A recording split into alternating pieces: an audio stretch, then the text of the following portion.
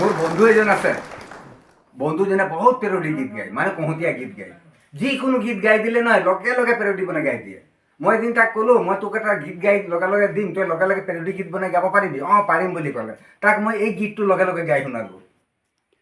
পৰ্বতৰ ঢেকঢেকীয়া লিহিৰি পতীয়া বতাহত যেনেকৈ হালে, ঢোলৰে চাপৰত তোৰে লাহি কঁকাল দুচেউতি নিচেকৈ ভাগে, তোৰ দৰে নাচনি দেখি শ্ৰীকৃষ্ণই বাঁহী বজাইছিলে চাগে, মোৰ মইনা ঐ বাঁহী বজাইছিলে চাগে।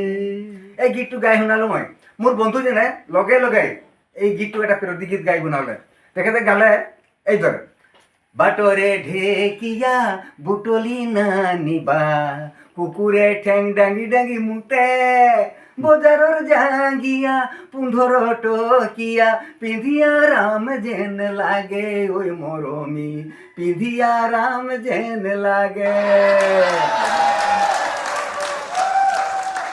কিন্তু মোটরসাইকেল গিলা আলাদা বহুত বদমাস হইলা। ওসব কি করে জানো কি, মোটরসাইকেলকে আগু চাকাটা গরুকে গতনে ছটাই দিলা, আর কি করে জানো কি, ফটফট ফটফট ফটফট ফটফট